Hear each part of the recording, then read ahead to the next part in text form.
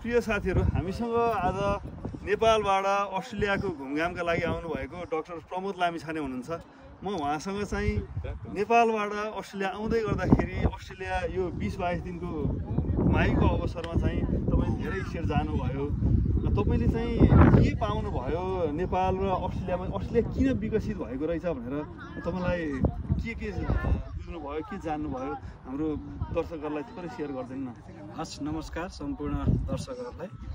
म आज यसरी हाम्रो विनायक, मेरा साथी विनायकसँग यसरी इन्टरभ्यू गर्न पाउँदा धेरै खुसी छु। अहिले हामी अस्ट्रेलियाको क्यानबेरा स्थित यो संसद भवनको टप फ्लोर यो झन्डा मुनिबाट चाहिँ यसरी वार मेमोरियलदेखि निकालेर यो इन्टरभ्यू दिन पाउँदा म अझै खुसी छु। उहाँको साथले र सहयोगले म अहिले सिडनीबाट यहाँसम्म आइपुगेँ र मैले यो 24-25 दिनको Australia tour, whole Australia tour भनौँ एक किसिमले, हामी लगभग 6वटा स्टेटमध्ये 5वटा स्टेट चाहिँ पुग्यौँ र यहाँको लगभग 10 देखि 12वटा मेजर सिटिजहरू चाहिँ हामीले अवलोकन गर्ने मौका पायौँ यो बिचमा। र मैले यो फरक चाहिँ के पाएँ भन्दा यो अति नै विकसित रहेछ।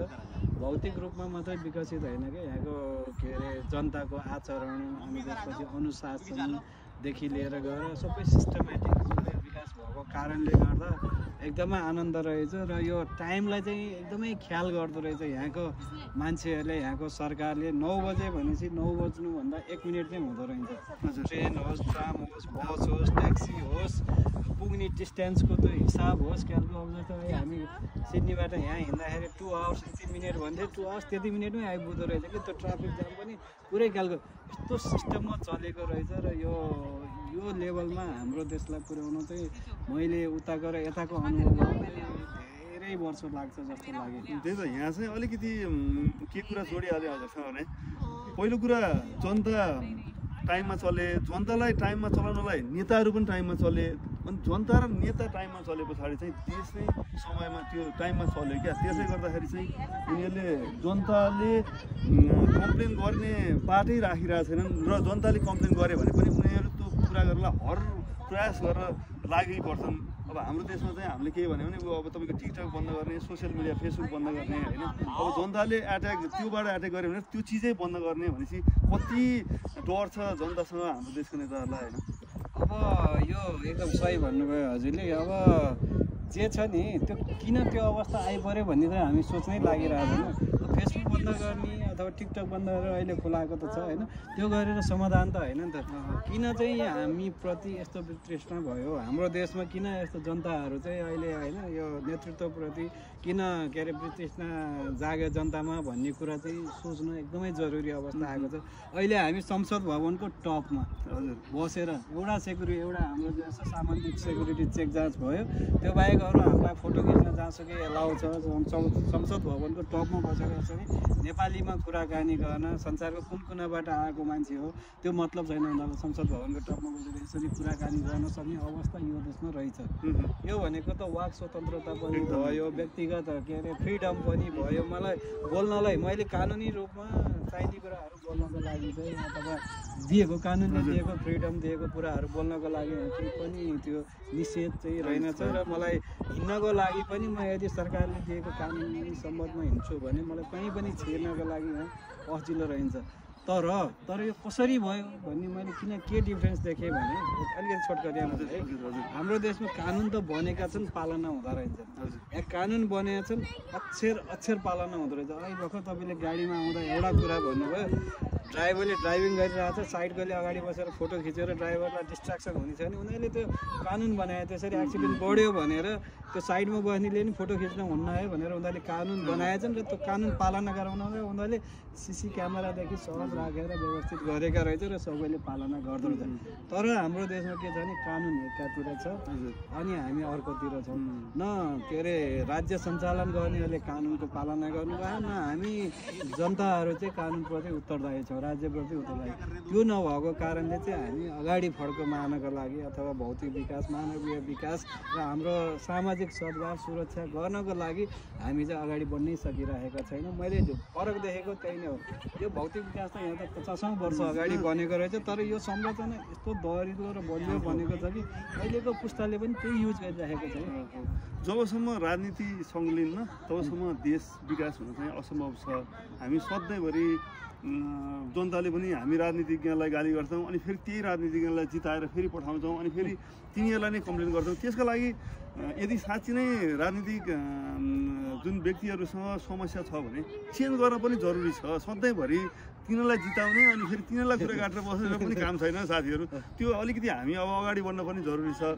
जस हामीले चाहिँ त्यही सिक्छौँ होइन विकसित देशहरूबाट। सबभन्दा ठुलो कानुनी राज्य हुनुपर्ने रहेछ है। कानुनी राज्य हुने बित्तिकै भ्रष्टाचार अनि त्यसपछि घुस अनि लुटतन्त्र यिनीहरू यसै पनि कम हुन्छ। जस्तै एउटा सामान्य एक्जाम्पल दिन्छु, हाम्रो कुनै सरकारी पोस्टमा एउटा पोस्टबाट उपल्लो पोस्टमा कसैको बढुवा भयो भने होल राज्यका व्यक्तिहरूले बधाई छ दाई, बधाई छ मामा, बधाई छ ठुलो बुवा, बधाई छ साथी भनेर लेखेर पर्सनली त्यो के अरे अब कानुनी बाटो भन्दा नि गैर कानुनी कामहरू गर्नको लागि प्रशय गर्न अथवा छुट हुन पाउनुपर्छ। जसरी सबैले बधाई दिएर आफ्नै घरको काका आफ्नै बुवा बढेको छ, अब फलानु दाई, अब एउटा पार्टीको अध्यक्ष छ, ल बधाई छ दाई, बधाई छ भाइ, बधाई छ, यस्तो तरिकाले गयो कि हाम्रो कानुन एकतिर छ, यो के अरे गैर कानुनी रिलेसनहरू चाहिँ अथवा भनौँ न त्यो अर्का रिलेसनहरू बढेको कारणले गर्दा त्यहाँ लुप होल्सहरू भनेको त्यहाँ कानुनलाई उल्लङ्घन गरेर गरेका कामहरू पनि छुट पाउने तरिकाका रिलेसनहरू राख्ने तरिकाले गर्दाखेरि चाहिँ झन् पछाडि परेको यो एकदमै बढेर गएको छ। एउटा सामान्य सुब्बा चाहिँ अब के अरे अधिकृत लेभलमा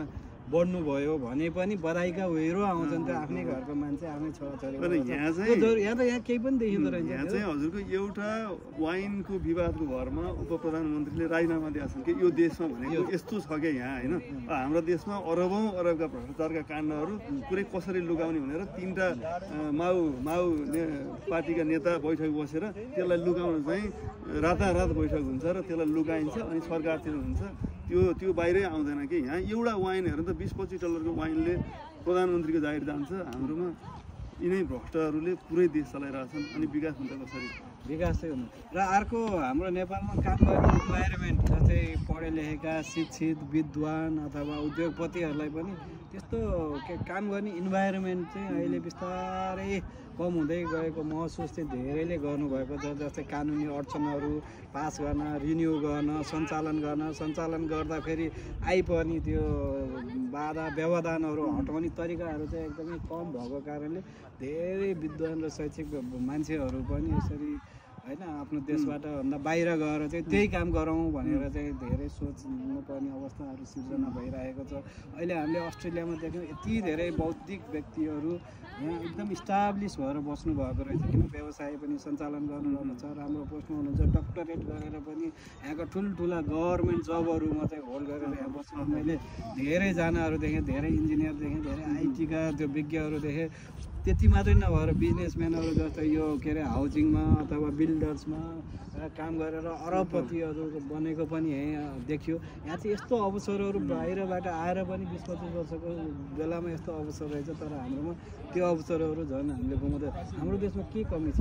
यस्तो सुन्दर देश छ, सगरमाथा छ, बुद्धभूमि हो होइन, प्राकृतिक सुन्दरताले त संसारका कुनै पनि राम्रा देशहरूभन्दा हाम्रो नेपाल कम छैन।